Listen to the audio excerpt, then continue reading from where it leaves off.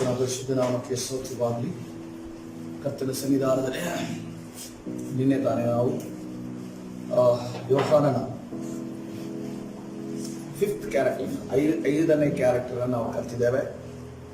ನಾನು ಮೊದಲಿಂದ ಸ್ಟಾರ್ಟ್ ಮಾಡೋದ್ರೆ ನಿನ್ನೆ ಮಾಡಿರೋದ್ರಿಂದ ನಿಮಗೆಲ್ಲ ನೆನಪಿಡುತ್ತೆ ಅಂತ ಅಂದ್ಬಿಡಿ ಐದನೇ ಕ್ಯಾರೆಕ್ಟರ್ನ ಮಾತ್ರ ಹೇಳಿ ಯೇಸುವಿನ ರಹಸ್ಯಗಳನ್ನು ಗುಪ್ತ ಮಾಡುವಂತ ವ್ಯಕ್ತಿಯಾಗಿದ್ದನು ಯೋಹಾನನಿಂದ ನಾವು ನೋಡ್ತಾ ಇದ್ದೇವೆ. ಇವತ್ತಿನ ದಿವಸ ನಾವು ಕಲಿಯುವಂತ ವಿಚಾರ ಬಹಳ ಪ್ರಾಮುಖ್ಯವುಳ್ಳಂತ ವಿಚಾರ. ಒಬ್ಬ ವಿಶ್ವಾಸಿ ಜೀವಿತದಲ್ಲಿ ಒಬ್ಬ ಕ್ರೈಸ್ತನು ಅನ್ನುವಂತ ಒಂದು ತಲೆಬರಹವನ್ನು ಇಟ್ಟಂತ ವ್ಯಕ್ತಿ, ನಾವು ಅನ್ಯ ಜನರಾಗಿದ್ದವ ಕ್ರೈಸ್ತರು ಅನ್ನುವಂತ ಸಂದರ್ಭದಲ್ಲಿ ನಾವು ಅವರಲ್ಲಿ ನೋಡಿದಂತ ಅವರು ಒಂದು ನಾಮಿನಲ್ ಕ್ರಿಶ್ಚಿಯನ್ ಆದರೂ ಕೂಡ, ನಾಮಕ್ಕೆ ಮಾತ್ರ ಕ್ರಿಸ್ತರಾದರೂ ಕೂಡ ಅವರಲ್ಲಿ ಆ ಒಂದು ಕ್ಯಾರೆಕ್ಟರ್ ಇತ್ತು. ಯಾವತ್ತಿಂದ ನೋಡುವಾಗ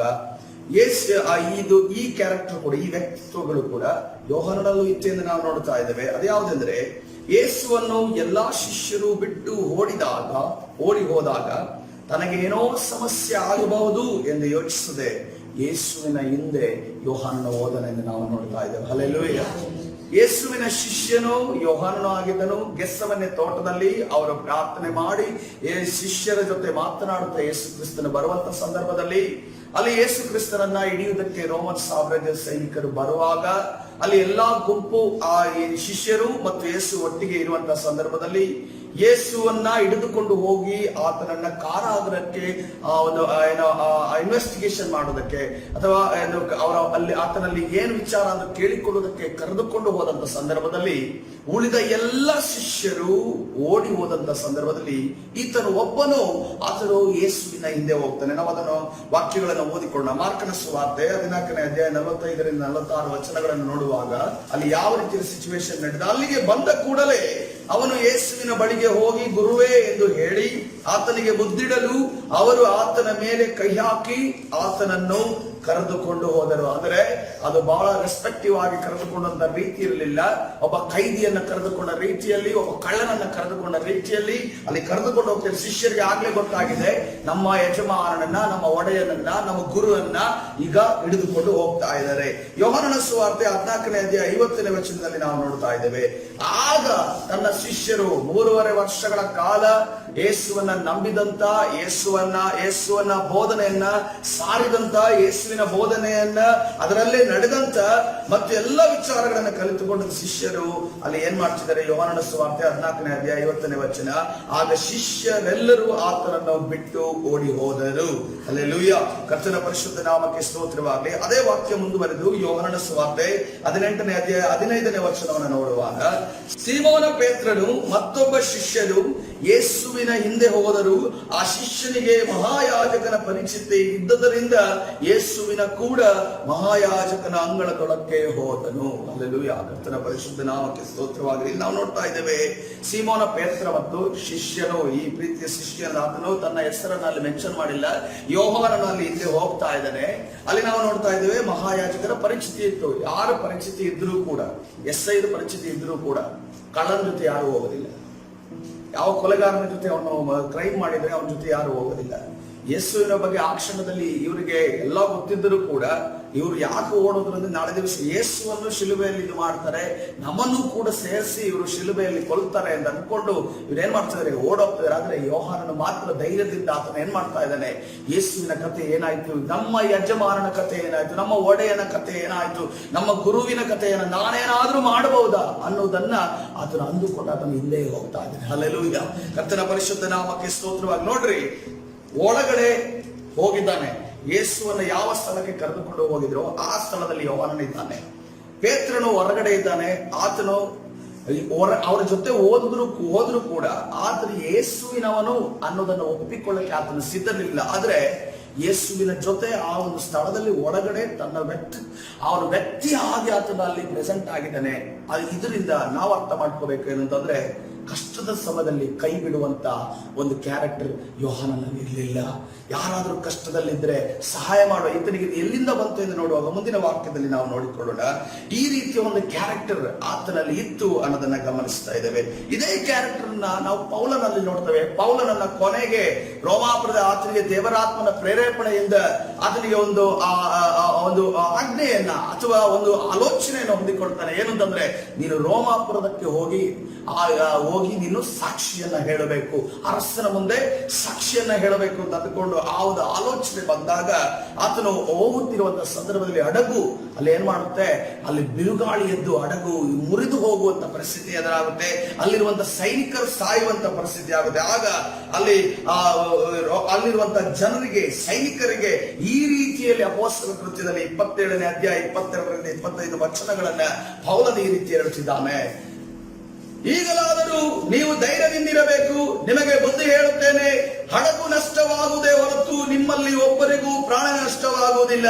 ನಾನು ಯಾರವನಾಗಿದ್ದೇನೋ, ಯಾರನ್ನು ಸೇವಿಸುತ್ತೇನೋ ಆ ದೇವರಿಂದ ಬಂದ ಒಬ್ಬ ದೂತನು ಕಳೆದ ರಾತ್ರಿಯಲ್ಲಿ ನನ್ನ ಹತ್ತಿರ ನಿಂತು, ಪೌಲನೇ ಭಯಪಡಬೇಡ, ನೀನು ಚಕ್ರವರ್ತಿಯ ಮುಂದೆ ನಿಲ್ಲಬೇಕು. ಇದಲ್ಲದೆ ನಿನ್ನ ಸಂಗಡ ಈ ಹಡಗಿನಲ್ಲಿ ಪ್ರಯಾಣ ಮಾಡುವವರೆಲ್ಲರ ಪ್ರಾಣ ದೇವರು ನಿನ್ನ ಮೇಲಿನ ದಯೆಯಿಂದ ಉಳಿಸಿಕೊಟ್ಟಿದ್ದಾನೆಂದು ನನ್ನ ಸಂಗಡ ಹೇಳಿದನು. ಆದುದರಿಂದ ಜನರೇ ಧೈರ್ಯವಾಗಿರ್ರಿ, ನನಗೆ ಹೇಳಲ್ಪಟ್ಟ ಪ್ರಕಾರವೇ ಆಗೋದೆಂದು ದೇವರನ್ನು ನಂಬುತ್ತೇವೆ. ಹಲ್ಲೆಲೂಯಾ. ಕರ್ತನ ಪರಿಶುದ್ಧ ನಾಮಕ್ಕೆ ಸ್ತೋತ್ರವಾಗಲಿ. ಇಲ್ಲಿ ಯಾರನ್ನ ಹಿಡ್ಕೊಂಡು ಹೋಗ್ತಾ ಇದ್ದಾರೆ? ಪೌಲನನ್ನ ಅಲ್ಲಿಗೆ ರೋಮಾಪುರದಕ್ಕೆ ಕರೆದುಕೊಂಡು ಹೋಗ್ತಾ ಇದ್ದಾರೆ. ಆದ್ರೆ ಪರಿಸ್ಥಿತಿ, ಧೈರ್ಯಪಡಿಸುವ ಪರಿಸ್ಥಿತಿ ಯಾರಿಗೆ ಬಂದಿದೆ? ಪೌಲನಿಗೆ ಆ ಸೈನಿಕರನ್ನ ಧೈರ್ಯಪಡಿಸುವಂತ ಪರಿಸ್ಥಿತಿ. ಯಾರಾದ್ರೂ ಏನಂತಂದ್ರೆ, ಶಿಪ್ ಒಡೆದೋಗಿದೆ ಅಂತ ಅಂದಾಗ ಏನ್ ಮಾಡ್ತಾರೆ? ನಾನು ಬಚಾವಾದ, ಇವ್ರು ನನ್ನನ್ನು ಹಿಡಿಯಕ್ಕಾಗೋದಿಲ್ಲ, ಇವರೇ ಸಂಕಷ್ಟದಲ್ಲಿದ್ದಾರೆ, ಇವರನ್ನ ಕಾಪಾಡ್ಕೊಳಕ್ ಆಗೋದಿಲ್ಲ, ಅದಕ್ಕೋಸ್ಕರವಾಗಿ ಈ ಸಮುದ್ರದ ಮಾರ್ಗದಲ್ಲಿ ನಾನು ಹೇಗಾದ್ರೂ ಮಾಡಿ ತಪ್ಪಿಸ್ಕೋತೇನೆ ಅಂತ ಅನ್ನೋ ರೀತಿಯಲ್ಲಿ ಪೌಲನು ಓಡಿ ಹೋಗಬಹುದಿತ್ತು. ಆದರೆ ದೇವರ ಒಂದು ಆಜ್ಞೆಯನ್ನ, ದೇವರ ಆಲೋಚನೆಯನ್ನು ಹೊಂದಿದಂತ ಪೌಲನು ಅವರಿಗೋಸ್ಕರ ಪ್ರಾರ್ಥನೆ ಮಾಡಿ ಉತ್ತರವನ್ನ ಹೊಂದಿದ್ದನ್ನು ನಾವಿಲ್ಲಿ ನೋಡ್ತಾ ಇದ್ದೇವೆ. ಹಲ್ಲೆಲೂಯಾ.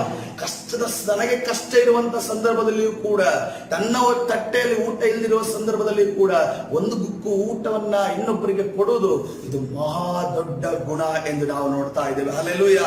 ಯಾಕಂದ್ರೆ ಸಾಮಾನ್ಯವಾಗಿ ಈ ಕಾಲದಲ್ಲಿ, ಈ ಜನರೇಷನ್ ಅಲ್ಲಿ ಆ ಒಂದು ಚಿಂತನೆ ಇಲ್ಲ ಎಂದು ನಾವು ನೋಡ್ತೇವೆ. ನಮ್ಮ ತಂದೆ ತಾಯಿಗಳ ಕಾಲದಲ್ಲಿ ಅದನ್ನ ನಾವು ನೋಡ್ತಾ ಇದ್ವಿ. ಆದ್ರೆ ಈಗ ಸಂಪೂರ್ಣವಾಗಿ ಸ್ವಾರ್ಥ ಚಿಂತಕರಾಗಿದ್ದಾರೆ. ಯಾವ ರೀತಿ ಇಲ್ಲಾಂದ್ರೆ, ನಾನು, ನನ್ನ ಮಕ್ಕಳು, ನನ್ನ ಹೆಂಡತಿ, ನನ್ನ ಗಂಡ ಅನ್ನೋ ರೀತಿಯಲ್ಲಿ. ಕೆಲವರು ಏನಂತಂದ್ರೆ, ನಾನು ಮಾತ್ರ ಅಂತ ಅನ್ಕೊಂಡು ಆಲೋಚನೆ ರೀತಿಯಲ್ಲಿ ಜೀವಿಸುವವರಿದ್ದಾರೆ. ನನ್ನ ತಂದೆಯೂ ಇಲ್ಲ, ನನ್ನ ತಾಯಿಯೂ ಇಲ್ಲ, ನನ್ನ ಮಕ್ಕಳು ಇಲ್ಲ, ನನ್ನ ಹೆಂಡತಿಯೂ ಇಲ್ಲ ಅನ್ನೋ ರೀತಿಯಲ್ಲಿ ಸ್ವಾರ್ಥದಲ್ಲಿ ಜೀವಿಸುವವರು ಈ ಲೋಕದಲ್ಲಿ ಇದ್ದಾರೆ. ಹಲ್ಲೆಲೂಯಾ. ನಮಗೆ ಪರಿಚಯ ಇರಬಹುದು, ನಿಮಗೆ ತಿಳಿದಿರಬಹುದು, ಆದರೆ ಆ ಜನರು ಕೂಡ ಈ ಲೋಕದಲ್ಲಿ ಇದ್ದಾರೆ. ಅದಕ್ಕೋಸ್ಕರವಾಗಿ ಅಂತಹ ಲೋಕದಲ್ಲಿ ನಾವು ಯಾವ ರೀತಿ ಈ ಲೋಕಕ್ಕೆ ಪಾಠ ಕಲಿಸಬೇಕು ಅಂತಂದ್ರೆ, ನಾವು ಎಲ್ಲರಿಗೋಸ್ಕರ ಜೀವಿಸಬೇಕು ಅನ್ನೋದನ್ನ ನಾವು ಪಾಠವನ್ನು ಕಲಿಸಬೇಕು. ಯೋಹಾನ ನಮಗೆ ಅದನ್ನೇ ಹೇಳ್ಕೊಡ್ತಾ ಇದ್ದಾನೆ. ಯೇಸು ಕ್ರಿಸ್ತನನ್ನ ಶಿಲುಬೆಗೆ ಏರಿಸುವ ಶಿಕ್ಷೆಗೆ ಒಳಗಾಗುವುದಕ್ಕೆ ಆ ದಾರಿಯಲ್ಲಿ ನಡೀತಿರುವ ಯೇಸು ಕ್ರಿಸ್ತನನ್ನ ಅದನ್ನ ಹಿಂಬಾಲಿಸ್ತಾ ಇದ್ದಾನೆ. ತನ್ನ ಬಗ್ಗೆ ಅದನ್ನೇ ಆಲೋಚನೆ ಮಾಡ್ತಿಲ್ಲ. ನಾನೊಂದು ವೇಳೆ ಅವನ ಜೊತೆ ಹೋದ್ರೆ, ಯೇಸುವಿನ ಜೊತೆ ನನ್ನ ಹೆಸರು ಸೇರ್ಕೊಂಡ್ಬಿಟ್ಟು ನನಗೂ ಅದೇ ಶಿಕ್ಷೆ ಆಗುತ್ತೆ ಅನ್ನೋದನ್ನ ಆಲೋಚನೆ ಮಾಡದೆ ಅದನ್ನ ಏನ್ ಮಾಡ್ತಾನೆ, ನಾನೇನಾದ್ರೂ ಇಲ್ಲಿ ಸಹಾಯ ಮಾಡಬಹುದಾ, ನಾನೇನಾದ್ರೂ ಇಲ್ಲಿ ಕಾರ್ಯಗಳನ್ನ ಮಾಡಬಹುದಾ? ಇಷ್ಟು ದಿನಗಳ ಕಾಲ ಯೇಸು ನಮಗೋಸ್ಕರ ಕಾರ್ಯ ಮಾಡಿದನಲ್ಲ, ಏನಾದ್ರೂ ಮಾಡಬಹುದಾ ಅನ್ನೋದನ್ನ ಅಂದುಕೊಂಡು ಆತನ ಮುಂದೆ ಹೋಗ್ತಾ ಇದ್ದಾನೆ. ಅದಕ್ಕೋಸ್ಕರವಾಗಿ ನಾವು ಗಲಾತ್ಯ ಬರೆದ ಪತ್ರಿಕೆಯಲ್ಲಿ 6ನೇ ಅಧ್ಯಾಯದಲ್ಲಿ 2ನೇ ವರ್ಷದಲ್ಲಿ ಈ ರೀತಿಯಲ್ಲಿ ನೋಡ್ತಾ ಇದ್ದೇವೆ. ಒಬ್ಬನು ಮತ್ತೊಬ್ಬರ ಭಾರವನ್ನು ಹೊತ್ತುಕೊಳ್ಳಲಿ, ಹೀಗೆ ಕ್ರಿಸ್ತನ ನಿಯಮವನ್ನು ನೆರವೇರಿಸಿರಿ. ಹಲ್ಲೆಲೂಯಾ. ಪರಿಶುದ್ಧ ನಾಮಕ್ಕೆ ಸ್ತೋತ್ರವಾಗಲಿ. ನಾವು ಒಬ್ಬರು ಮತ್ತೊಬ್ಬರ ಭಾರವನ್ನ ಹೊರುವವರಾಗಿರಬೇಕು. ನಾವು ವಿಶ್ವಾಸಿಗಳು ಆದ ನಂತರ, ನಾವು ಕ್ರಿಸ್ತನಲ್ಲಿ ಬಂದ ನಂತರ, ಯಾಕಂದ್ರೆ ನಾನು ಕ್ರಿಸ್ತನಲ್ಲಿ ಬರೋದಕ್ಕಿಂತ ಮುಂಚೆ ನನ್ನ ಒಂದು ಬಿಹೇವಿಯರ್ ಯಾವ ರೀತಿ ಇತ್ತು ಅಂತಂದ್ರೆ, ನಾನು ಯಾರಿಗೂ ಕೊಡೋದಿಲ್ಲ, ನಾನು ಯಾರಿಗೂ ತಗೊಳ್ಳೋದಿಲ್ಲ ಅನ್ನೋ ರೀತಿಯಲ್ಲಿ ನನ್ನ ಜೀವನ ಮಾಡ್ತಿದ್ದೆ. ಪ್ರೈಮರಿ ಆಗಿರ್ಬೋದು, PUC ಆಗಿರ್ಬೋದು, ಡಿಗ್ರಿ ಆಗಿರ್ಬೋದು, ಯಾವ ರೀತಿ ಜೀವನ ಮಾಡ್ತಿದ್ದೆ ಅಂತಂದ್ರೆ, ಯಾರಿಗೂ ಹಣ ತೆಗೆದು ಕೊಡೋದಿಲ್ಲ, ನಾನು ಯಾರಾದ್ರೂ ಸಾಲ ತಗೊಳ್ಳೋದಿಲ್ಲ ಅನ್ನೋ ರೀತಿಯಲ್ಲಿ ಅದೊಂಥರ ಸ್ವಾಭಿಮಾನ ಅಂತ ಅನ್ಕೊಂಡು ಜೀವಿಸ್ತಾ ಇದ್ರೆ, ಅದು ನನ್ನ ಸ್ವಾಭಿಮಾನ ಆಗಿರ್ಲಿಲ್ಲ. ಅದೊಂದು ಕೆಟ್ಟ ಒಂದು ಬಿಹೇವಿಯರ್ ಆಗಿದ್ದು. ತದನಂತರ ಕ್ರಿಸ್ತನಲ್ಲಿ ಬಂದ ನಂತರವೇ ನನಗೆ ಗೊತ್ತಾಗಿದ್ದು, ಕೊಡಬೇಕು, ಕೊಡಿದ್ರೆ ಸಹಾಯವನ್ನ ಮಾಡಬೇಕು, ಇನ್ನೊಬ್ಬರ ಸಹಾಯದಲ್ಲಿ ಸಂತೋಷ ಪಡಬೇಕು, ಇನ್ನೊಬ್ಬರು ಊಟ ಮಾಡುವಾಗ ಅವರು ಅದನ್ನು ನೋಡಿ ಸಂತೋಷ ಪಡಬೇಕು ಅನ್ನೋದನ್ನ ಕ್ರಿಸ್ತನಲ್ಲಿ ಬಂದ ನಂತರವೇ ನನಗೆ ಗೊತ್ತಾಯ್ತು. Hallelujah, hallelujah. ಈ ಒಂದು ಕ್ಯಾರೆಕ್ಟರ್ ನಾವು ಬಿಟ್ಟು ಬಿಡಬೇಕಾಗಿದೆ. ನಮ್ಮ ಒಂದು ಸ್ವಾರ್ಥವನ್ನ ಮಾತ್ರ ನೋಡಿಕೊಂಡು ನಾವು ಜೀವನ ಮಾಡಿದ್ರೆ, ನನಗಿದ್ರೆ ಸಾಕು, ನಾನ್ ಚೆನ್ನಾಗಾದ್ರೆ ಸಾಕು ಅನ್ನೋ ರೀತಿಯಲ್ಲಿ ಮಾಡೋದಾದ್ರೆ ನಿಮಗೆ ಆ ಒಂದು ಜನರೇಷನ್ ಅಲ್ಲೂ ಅದರ ಎಫೆಕ್ಟ್ ಕಾಣದೇ ಇರಬಹುದು. ನಿಮ್ಮ ಮುಂದಿನ ಜನರೇಷನ್ ಅಲ್ಲಿ ನೀವು ಏನನ್ನ ಮಾಡಿದ್ರೋ ಅದೇ ಜನರೇಷನ್ ಅಲ್ಲಿ ನೀವು ಕಣ್ಣ ಮುಂದೆ ನಿಮ್ಮ ಮಕ್ಕಳಿಗೆ ಮಾಡೋದನ್ನ ನೋಡ್ತೀವಿ. ಅದು ನಾನು ಖಂಡಿತವಾಗಿ ಅನೇಕರ ಜೀವಿತದಲ್ಲಿ ನಾನು ನೋಡಿದ್ರೆ ಅವರು ಏನು ಯಾವ ರೀತಿಯಲ್ಲಿ ನಡೆಸಿಕೊಂಡ್ರೋ, ಅಥವಾ ಅವರ ವೃದ್ಧಾಪ್ಯದ ಸಮಯದಲ್ಲಿ ಅವರು ಕೋಲೂರುವಂತ ಸಂದರ್ಭದಲ್ಲಿ ಅವರಿಗೆ ಯಾರೂ ಸಹಾಯ ಮಾಡದೇ ಇರುವಂತ ಪರಿಸ್ಥಿತಿಗಳನ್ನ ಎದುರಾಗಿರುವುದನ್ನು ನಾವು ನೋಡ್ತಾ ಇದ್ದೇವೆ. ಹಲ್ಲೆಲೂಯಾ. ಇಂತಹ ಒಂದು ಪರಿಸ್ಥಿತಿಯನ್ನು ನಾವು ಹಾದು ಹೋಗಬಾರದು ಅನ್ನೋದಾದ್ರೆ, ನಮಗೆ ಒಂದು ವೇಳೆ ದೇವರ ಸಹಾಯ ಮಾಡೋದಕ್ಕೆ ಅವಕಾಶ ಕೊಟ್ಟಿರೋದಾದ್ರೆ ಅದನ್ನ ಮಾಡುವುದಕ್ಕೆ ನಾವು ಕೈಯನ್ನ ಮುಂದೆ ಚಾಚಬೇಕು. ಹಲ್ಲೆಲೂಯಾ. ಯಾಕಂತಂದ್ರೆ ಈ ಕ್ಯಾರೆಕ್ಟರ್ ಅನ್ನ ಯೋಹಾನನು ತನ್ನಂತಾನೆ ಕಲಿತುಕೊಂಡಿದ್ದಲ್ಲ, ಅದನ್ನು ತನ್ನ ಗುರುವಾದ ಯೇಸುವಿನಿಂದಲೇ ಕಲಿತಾನೆ ಎಂದು ನಾವು ನೋಡ್ತಾ ಇದ್ದೇವೆ. ಯಾಕೆಂತಂದ್ರೆ ಮಾರ್ಕನ ಸುವಾರ್ತೆ 4ನೇ ಅಧ್ಯಾಯ 38ನೇ ವಚನದಲ್ಲಿ ನೋಡುವಾಗ, ಮಾರ್ಕನ ಸುವಾರ್ತೆ 4ನೇ ಅಧ್ಯಾಯ 38ನೇ ವಚನದಲ್ಲಿ ನಾವು ನೋಡುವಾಗ, ದೋಣಿಯಲ್ಲಿ ಶಿಷ್ಯರು ಮತ್ತು ಯೇಸು ಕ್ರಿಸ್ತನ ಹೋಗ್ತಾ ಇದ್ದಾರೆ. ದೋಣಿಯಲ್ಲಿ ಶಿಷ್ಯರು ಮತ್ತು ಯೇಸು ಕ್ರಿಸ್ತನ ಹೋಗ್ತಾ ಇದ್ದಾರೆ. ಸಿದ್ಧ 4ನೇ ಮಾರ್ಕನ ಸುವಾರ್ತೆ 4ನೇ ಅಧ್ಯಾಯ 38. ಆತನು ದೋಣಿಯ ಹಿಂಭಾಗದಲ್ಲಿ, ಏನಾಗಿದೆ, ಯೇಸು ಕ್ರಿಸ್ತನು ಆ ದೋಣಿಯ ಹಿಂಭಾಗದಲ್ಲಿ ಮಲಗಿದ್ದಾನೆ. ಆ ಶಿಷ್ಯರು ಸ್ವಲ್ಪ ಸಮಯಗಳ ಕಾಲ ಅವರು ಆ ಕಡೆ ಈ ಕಡೆ ಮಾತಾಡಿಕೊಂಡು ಪ್ರಯಾಣವನ್ನು ಮುಂದೆ ಸಾಗ್ತಾ ಇದ್ದಾರೆ. ಆದ್ರೆ ಆತನು ದೋಣಿಯ ಹಿಂಭಾಗದಲ್ಲಿ ತಲೆಗಿಂಬನ್ನು ಹೊರಗಿ ನಿದ್ದೆ ಮಾಡುತ್ತಿದ್ದನು. ಅಲ್ಲಿ ಏನಾಗುತ್ತೆ, ಆ ಸಮಯದಲ್ಲಿ ಬಿರುಗಾಳಿ ಬಂದಂತಹ ಸಂದರ್ಭದಲ್ಲಿ ಯೇಸು ಏನ್ ಮಾಡ್ತಿದ್ದಾರೆ, ಒಂದು ಬದಿಯಲ್ಲಿ ಹೋಗಿ ಆತನು ನಿದ್ದೆ ಮಾಡ್ತಾ ಇದ್ದಾನೆ. ಅವರು ಆತನನ್ನು ಎಬ್ಬಿಸಿ, ಗುರುವೇ, ನಾವು ಮುಳುಗಿ ಹೋಗುವುದರಲ್ಲಿ ನಿನಗೆ ಚಿಂತೆ ಇಲ್ಲವೇ ಎಂದು ಕೇಳಲು ಆತನು ಎದ್ದು ಗಾಳಿಯನ್ನು ಗದರಿಸಿ ಸಮುದ್ರಕ್ಕೆ ಸುಮ್ಮನಿರು, ಮೊರೆಯಬೇಡ ಎಂದು ಅಪ್ಪಣೆ ಕೊಟ್ಟನು. ಕೊಡುತ್ತಲೇ ಗಾಳಿ ನಿಂತು ಹೋಗಿ ಎಲ್ಲ ಶಾಂತವಾಯಿತು ಎಂದು ನಾವು ನೋಡ್ತೇವೆ. ಹಲ್ಲೆಲೂಯಾ. ಆ ಒಂದು 12 ಶಿಷ್ಯರ ಕನ್ಸರ್ನ್ ಮಾಡುವಂತ, ಅವರನ್ನ ನೋಡಿಕೊಳ್ಳುವಂತ ಯೇಸುವನ್ನು ನಾವಿಲ್ಲಿ ನೋಡ್ತಾ ಇದ್ದೇವೆ. ಎದ್ದು ಆ ಒಂದು ಗಾಳಿಯನ್ನ ಶಾಂತ ಮಾಡುವುದನ್ನು ನಾವು ನೋಡ್ತಾ ಇದ್ದೇವೆ. ಹಲ್ಲೆಲೂಯಾ. ಇದನ್ನ ನಮ್ಗೆ ಗೊತ್ತಿಲ್ಲ. ಆ ಸಮಯದಲ್ಲಿ ಯೋಹಾನನ ಆಲೋಚನೆ ಏನ್ ಮಾಡ್ತಾರೆ, ಯೋಹಾನನು ಒಂದು ಆಲೋಚನೆ ಮಾಡ್ತಿರ್ಬಹುದು, ಓ ಯೇಸು ಕ್ರಿಸ್ತನು ಇದನ್ನು ನಮ್ಮ ಒಂದು ಜೀವಗಳ ಪ್ರಾಣಗಳ ಬಗ್ಗೆ ಅದನ್ನು ಪ್ರೀತಿ ಉಳ್ಳವನಾಗಿದ್ದಾನೆ. ಆತನು ಕೂಡ ಬೋಟಲ್ಲಿದ್ದಾನೆ. ಆತನು ಒಬ್ಬೇ ಹೊಡಿತಾ ಇಲ್ಲ, ಅಥವಾ ನಿಮ್ಮಿಂದ ಗುರು ಅಂತ ಅನ್ಕೊಂಡು ನನ್ನನ್ನ ಬೋಟಲ್ಲಿ ಹಾಕೊಂಡು ತಗೊಬಂದ್ರಿ, ನನಗೂ ಕೂಡ ಕಷ್ಟ ಬಂತಲ್ಲ ಅಂದ್ರೆ ಆತನ ಹೇಳ್ತಾ ಇಲ್ಲ. ಆತನ ಏನ್ ಮಾಡ್ತಾನೆ, ತನಗಾಗುವುದನ್ನ ಮಾಡ್ತಾನೆ. ತನಗಿರುವ ಅಧಿಕಾರವನ್ನ ಆತನು ಸಮುದ್ರದ ಮೇಲೆ, ಬಿರುಗಾಳಿಯ ಮೇಲೆ ಉಪಯೋಗಿಸುವುದನ್ನು ನಾವು ನೋಡ್ತಾ ಇದ್ದೇವೆ. ಹಲ್ಲೆಲೂಯಾ.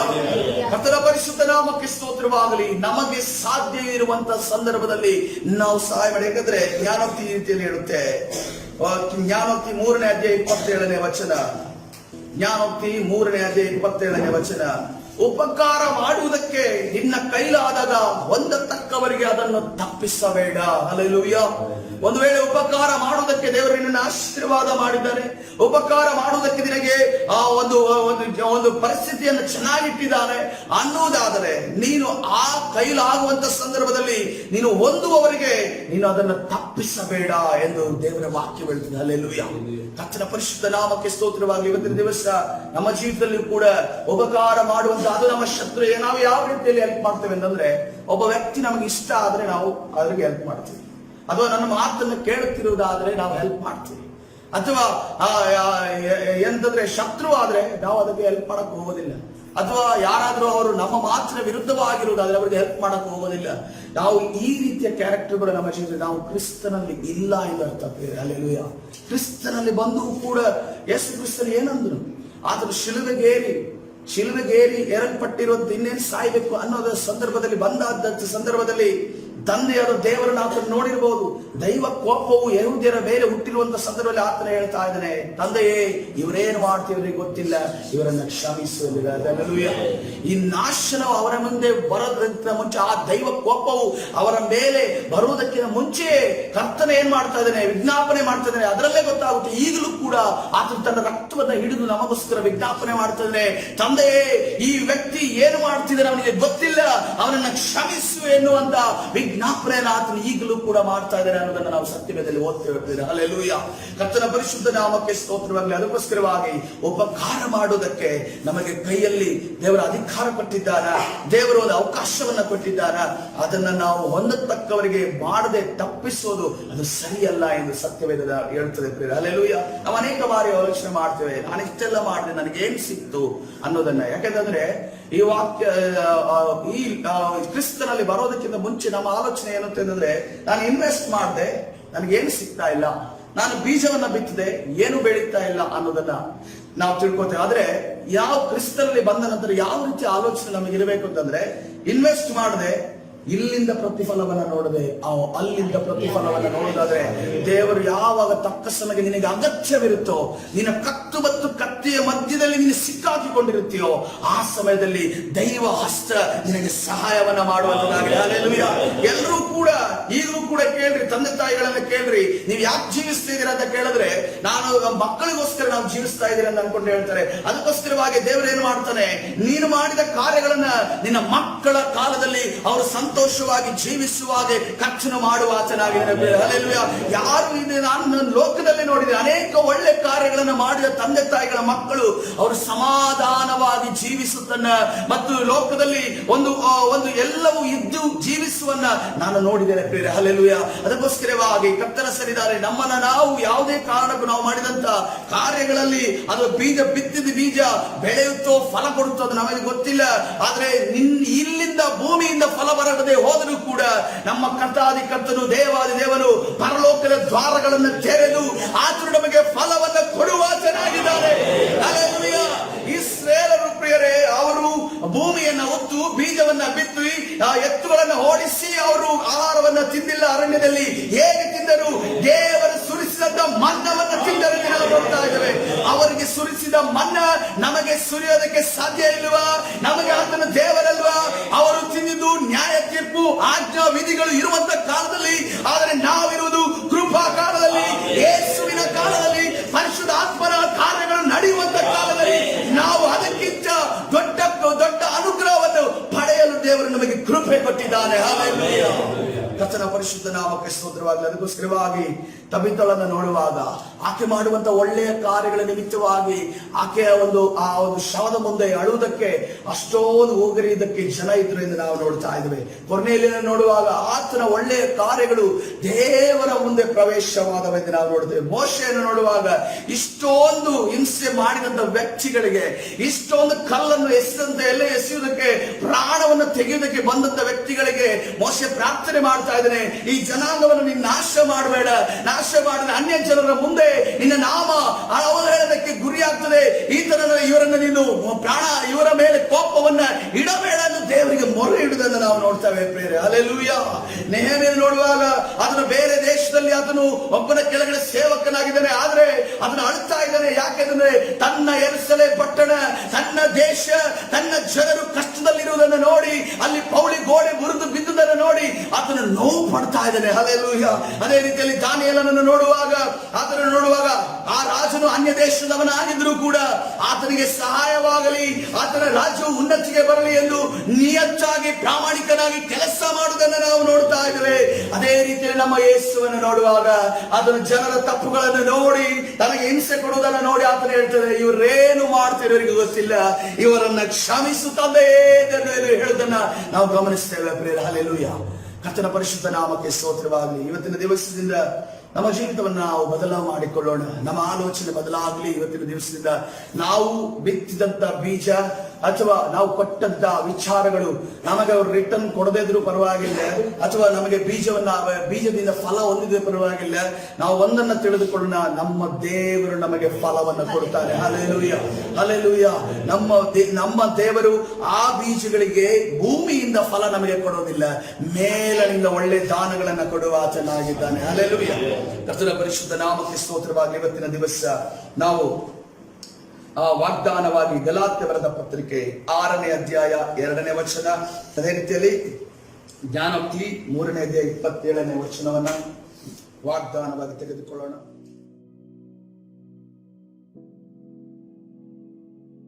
ನನ್ನ ಪರಿಶುದ್ಧ ನಾಮಕ್ಕೆ ಸ್ತೋತ್ರವಾಗಲಿ. ಈ ಸಮಯದಲ್ಲಿ ಅಪೊಸ್ತಲ ಪ್ರಾರ್ಥನೆಯನ್ನು ಮಾಡಿಕೊಳ್ಳೋಣ. ನಮ್ಮನ್ನು ನಾವು ಕರ್ತನ ಕರಗಳಿಗೆ ಒಪ್ಪಿಸೋಣ. ಪ್ರಿಯರೇ, ಇವತ್ತಿನ ದಿವಸ ನಮ್ಮ ಕೈಗಳು ಕೊಡುವಂತ ಕೈಗಳಾಗಿ ಮಾರ್ಪಡಲಿ.